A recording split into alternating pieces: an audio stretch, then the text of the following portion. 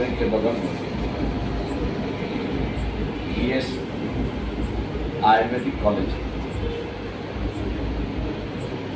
70% विद्यार्थी वहाँ का जो है मुस्लिम, लेकिन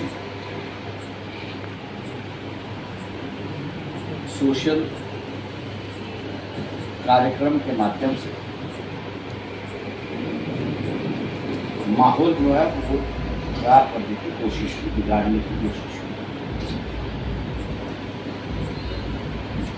ऐसी छोटी मोटी घटना के माध्यम से ही बड़ी घटना बीजेपी करना चाहती, RSS करना चाहती। उन विद्यार्थियों को तो हम लोग ने बचा लिया, पुलिस ने ऊपर कार्रवाई की थी, लेकिन कोर्ट से बेल मिलाकर वो आज मौके हो गया। बीजेपी के पास अभी एक ही रास्ता बचा है कि राम मंदिर का कार्यक्रम हो।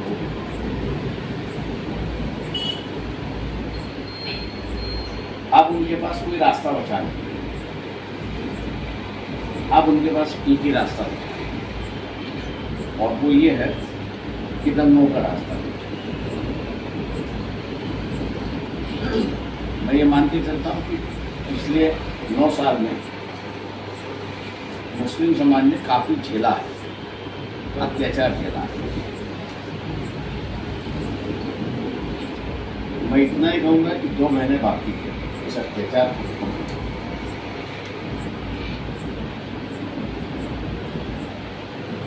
मैं ये भी समझता हूँ कि आपने कश्मीर के जो अब्दुल्ला है, वो कश्मीर के अलावा किसी मुद्दे पर अपनी टिप्पणी नहीं करके, अपनी बात नहीं करते। तो उनका यही था कि भैया मैं कश्मीर का हूँ, कश्मीर के मुसलमानों का और वहाँ के लोगों की हिफाजत करना यह हमारी जिम्मेदारी है। और इसलिए दूसरे राज्यों में क्या हो रहा है, वो कुछ कहने के लिए, टिप्पणी के लिए, करने के लिए वो अपने आप को रोकते थे। लेकिन पिछले 3 हफ्ते पहले उनका बयान है और देश के सभी मुसलमानों को उन्होंने आगाह क्या किया कि अगर भूल चूक दोबारा बीजेपी को अगर ले आए, जो इजराइल पैलेस्टीन कर रहा है, तो भारत में जगह जगह पैलेस्टीन हो सकता है। जगाने की बात जो है वो लोग जगाने की शुरुआत करते हैं। हम लोग को ये देखना है कि ये 2 साल 2 महीने जो बाकी है, ये पूरी शांति से हम लोग गुजारें।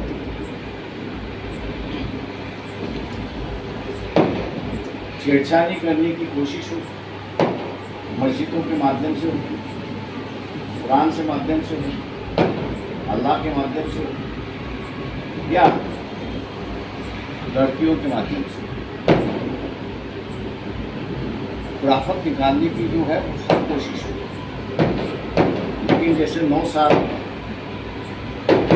अत्याचार को बर्दाश्त किया, मैं वैसे ही कहूँगा कि 2 महीने के लिए तो ये अत्याचार बर्दाश्त करता है। खेल जो है वो पूरा मुस्लिम समाज के हाथ में आ, और इसलिए दिल और दिमाग दोनों इस्तेमाल करके इस बार वोटिंग करना है। इंडिया का गठबंधन हुआ 2.5 महीने पहले, लेकिन अब वो बिखर गया।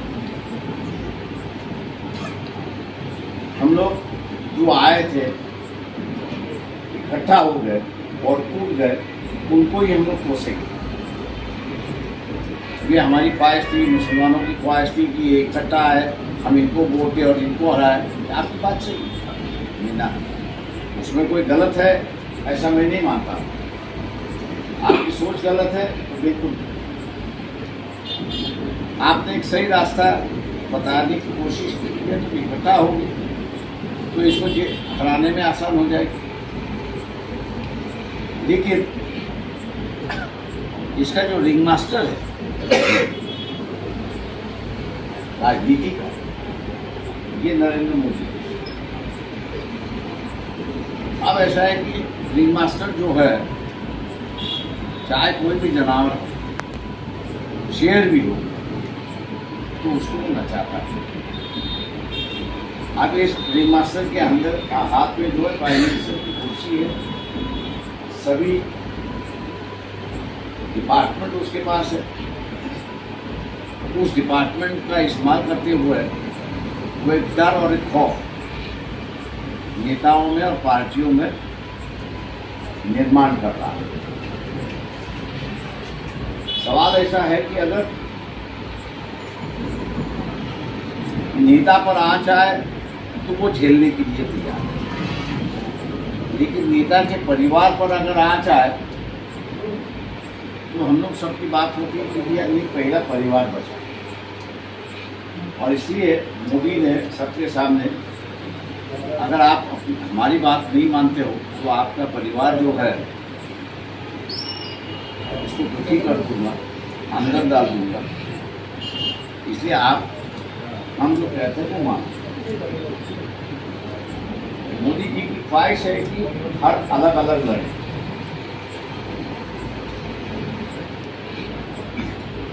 हम लोगों को यह लगता है कि अलग अलग लड़ने से बिखरावपन आए। बात सही है, मैं उसको ना नहीं कह रहा, लेकिन उसमें एक अच्छी बात है कि हर राजनीतिक दल अलग अलग लड़ता है, हर दल अलग अलग लड़ता है, तो धर्म की राजनीति खत्म। आप पूछोगे कैसे? धर्म की राजनीति करने के लिए एक तरफ बीजेपी होना और दूसरी तरफ सेक्युलर पार्टी, तो उनको आसान होता है कि भैया ये जो है मुसलमानों की हिमायती है, मुसलमानों की तुष्टीकरण करते हैं, इसलिए ये मुल्ला है। और फिर पूछा जाता है क्या आप मुल्ला को वोट देंगे, तो हिंदू एक साइड। ये राजनीति चलती है, लेकिन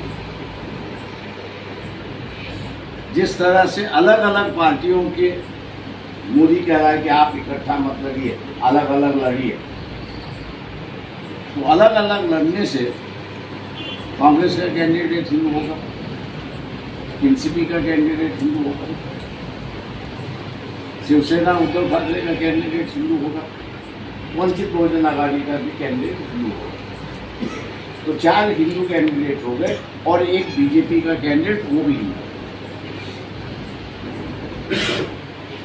सभी कैंडिडेट हिंदू हो गए तो धर्म की राजनीति खत्म।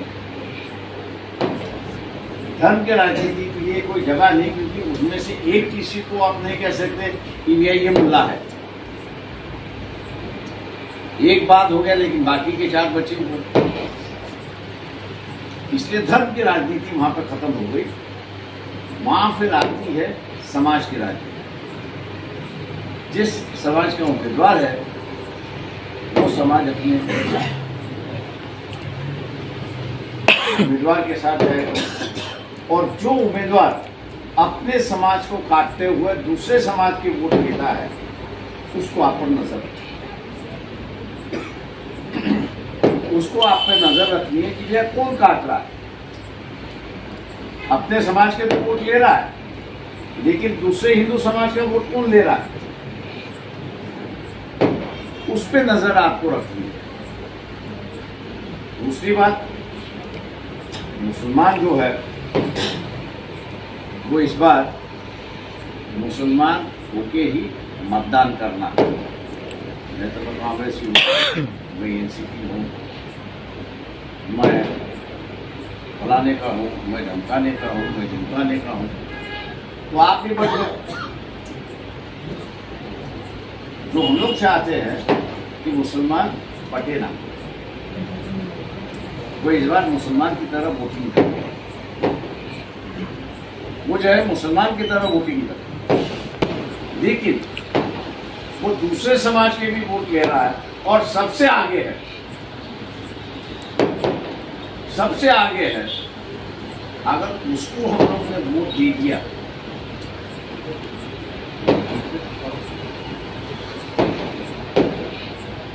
खेल जो है, मैं पिछले 6 महीने से कह रहा हूं कि खेल जो है वो मुस्लिम समाज के हाथ में आ गया है, मोदी को जिताना या मोदी को हराना। आपने गलती की तो मोदी जीत जाए, आपने सही किया तो मोदी हार गया। इसलिए वोटिंग जो है वो सही होनी चाहिए। दूसरी बात है 100%। इस बात का ध्यान हो कि 100%, और 100% वोटिंग करते समय महिलाओं का वोटिंग जो है वो सुबह 7 बजे से 9 बजे तक। उसकी वजह बताता हूं। उसकी वजह यह है कि मुस्लिम महिला ये समाज के अंदर पहचानी जाती।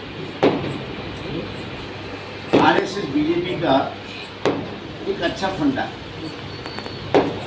वो क्या करते, यहाँ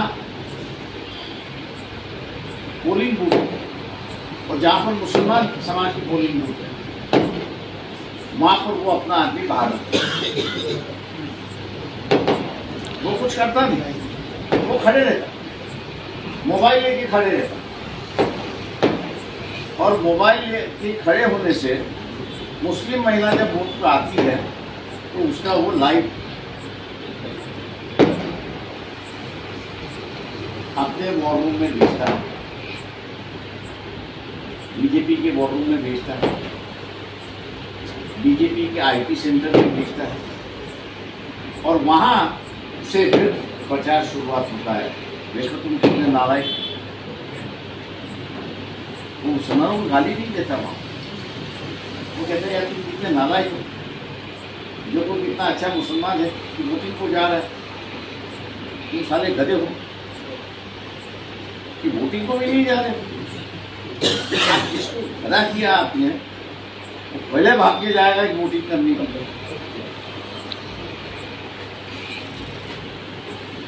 उसका मकसद जो है इसको हम लोग ने समझना चाहिए। उसका मकसद मुस्लिम महिलाओं की वोटिंग दिखाते समय वो हिंदुओं को उचका रहा है, गधो वोटिंग पे जाओ नहीं तो ये जीत पाएंगे। और इसलिए मैंने कहा कि सुबह जो है ये फोटोग्राफर जो है उपस्थित नहीं है, इसलिए 7 बजे से लेकर 9 बजे तक अगर महिलाओं की वोटिंग हो गई और बात में जितनी बची है उतना अगर हो गया तो ग्रुप में मुस्लिम महिलाएं नहीं दिखाई और फिर उसको वो तस्वीर दिखाना मुश्किल हो जाता है। इसलिए जिसको नहीं जाना वो नहीं जाता, मुस्काने की बात नहीं होती। और मैं समझता हूँ कि इन चीज़ों पर ध्यान देते हुए, इन चीज़ों पर ध्यान देते हुए अगर हम लोग वोटिंग करते हैं तो इंशाल्लाह यहाँ मोदी को पूरी तरह से हरा सकते हैं। ये हराना मैंने जैसे कहा, मोदी को सत्ता से हटाना है, ये सिर्फ मुसलमानों के हाथ में। हिंदू जो है वो आपस में लड़ता है, वो जीतने के लिए लड़ता है। आपको मोदी को हराने के लिए वोटिंग करना है और इसमें से जिसके पास ज़्यादा वोट है उसको आपको वोट करना है। और मैं समझता हूँ कि आप अगर इस तरह से अगर वोटिंग मुसलमानों की होती है तो मोदी पूरी तरह से हारता है ऐसी परिस्थिति है। आप लोगों ने गौर करना की और सही ढंग से सही तरीके से वोटिंग होगा ऐसे मैं उम्मीद करते हुए मैं आपसे बता रहा हूँ।